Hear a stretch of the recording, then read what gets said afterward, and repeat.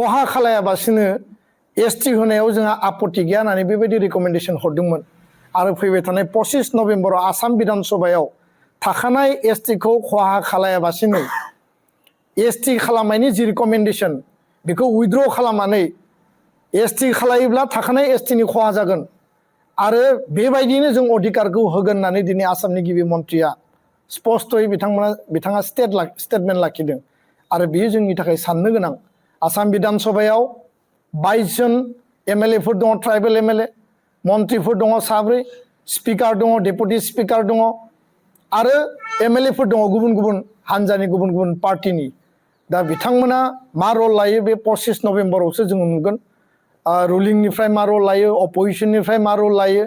जिहेतु मोनसे धारना होनानै दोनदों जे आसामाव जुदि 1.5 कोटि बे जनसंख्यानि सुबुंफोरा जुदि एसटि जायोब्ला आसामा ट्राइबेल स्टेट जागोन होननानै।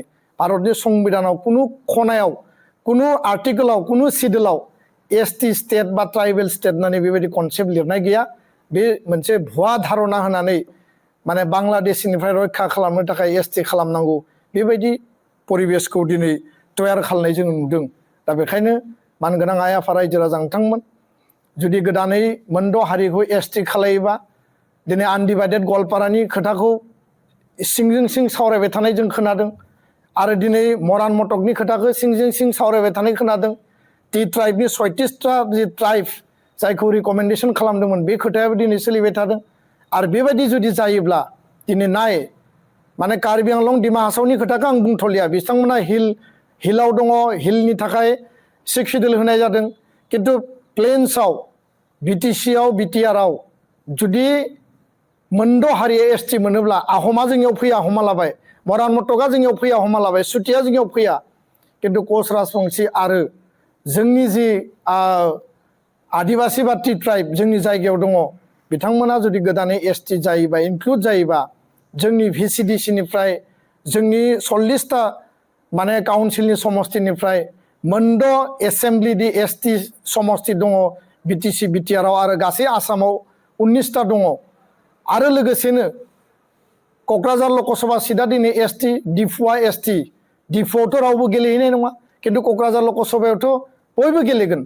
दा बेबायदि जायोब्ला पन्चायतनिफ्राय लानानै भिसिडिसि चेयारमेन प्रेसिडेन्टनिफ्राय लानानै दिनै वार्ड मेम्बारनिफ्राय लानानै दिनै माने काउन्सिलनि समष्टिनिफ्राय लानानै अट'नमास काउन्सिलनि समष्टिनिफ्राय लानानै बिनि चिफ, डेपुटि चिफ, इएम बे गासैबो पर्यायाव एसेम्ब्लि आरो पार्लियामेन्टआव बिथांमोना गेलेनो हागोन। गेलेयोब्ला बिथांमोननि पपुलेसना जिहेतु बारा, बिथांमोना जिहेतु एडभान्स कमिउनिटि, अट'मेटिकेलि जोंनि काउन्सिल, जोंनि आन्दलनजों मोननाय जोंनि थैनि बिनिमयाव जि बिटिसि बिटिआर मोनबाय, बर' कसारि काउन्सिल मोनबाय आरो मिसिं, तिवा, राभा, सनवाल, थेङाल, देउरि जेसेबां काउन्सिल दङ बिनि कुनु अस्तित्व थानाय नङा। राजनितिक भाबै जों दमन जागोन आरो संबिधानिक भाबै जोङो गासैथिंबो बिथिंजों जों टस नस जागोन। दा बेखायनो बे खोथाखौ जोङो स्ट्रंलि बुंदों। कुनु हारिनि सायाव जोंहा गाज्रि मोननाय गैया। ससियेल कनफ्लिक्ट बेखौ लानानै जानाङा।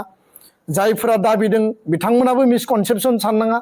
जोंनि स्पष्ट नीतिया जाहैबाय जोङो मोनद' हारिखौ थाखानाय एसटिनि जि स्टेटास बे स्टेटासजों समान पर्यायनि सम पर्यायनि एसटि जानायखौ जों मालाबाबो लुबैया आरो बिथांमोननो गोदानै एसटि थिसननायखौ जों अपोज खालामो। कुनु कारनाव जाहाथे एसटि होआ आरो बिथांमोननो जाहाथे राजनैतिक भाबै, संबिधानिक भाबै जिखुनु इकनमिक बायदिसिना प्रिभिलेज जिखिनि अधिकारफोर होनांगौ दङ होनानै बिथांमोनखौ जौगाहोनायनि थाखाय खामानि मावनांगौ। दिनै मराननो काउन्सिल होबाय, मटकनो काउन्सिल होबाय, कमताफोर काउन्सिल होबाय, जों बादा होआखै। जों गोदो सानदोंमोन जे काउन्सिल, अट'नमास काउन्सिला ट्राइबेलनि थाखायल', गुबुन गुबुन हारि माहारिनि डेभेलपमेन्ट काउन्सिल होदों। किन्तु दिनै बिथांमोननो अट'नमास काउन्सिलाव होनायाव जोंहा बादा गैया। दिनै मेडिकेल कलेजाव, इन्जिनियारिं कलेजाव आदिबासिनो, टि ट्राइबनो, मरान मटकनो, कच राजबंसिनो कटा होदों, जोंहा बुंनो गोनां गैया। बिथांमोना जि कटा लाया मानो बिथांमोना जौगालांथों। स्टुडेन्ट बिथांमोननि जौगानायाव जोंहा आपत्ति गैया। किन्तु थाखानाय एसटिखौ आरो बे थाखानाय एसटिखौ जाबसिननानै एसटि खालामनायखौ जों लुबैया आरो कुनु कारनाव गोदानै एसटि खालामनायखौ जोङो लुबैया आरो बेजों जोंनि राजनैतिक आरो संबिधानिक अधिकारा बे धंस जागोन। आरो बेखायनो फैबाय थानाय जि 10 नभेम्बर 11 बाजायाव सनापुरनि मिनि स्टेडियामाव बयखौबो लोब लोब थांनानै ट्राइबेलनि जि मोनसे इउनिटि आरो ट्राइबेलनि जि स्ट्रेंथ बेखौ दिन्थिहैनो थाखाय खावलायबाय खारन आपार आसाम लवार आसाम दिनै गासैबो एसटि दाबिग्रा आफादफ्रा दिन रात आन्दलन खालामनानै आसामखौ सोमावग्लुंनायखौ जों नुदों आरो बेखौ लानानै सरकारा दिनै गिनानै बिथांमोननि प्रेसाराव 2026नि विधानसभा इलेक्शननि परिकल्पना आरो देरहानायनि सार्थआव दिनै बे बिलखौ पास खालामनानै बा रिकमेन्डेसन हरनानै भारत सरकारखौ पार्लियामेन्टआव बिल पास खालामनायनि थाखाय बाध्य खालामनो नागिरदों आं बेखिनिखौनो फोरमायबाय आरो खावलायबाय।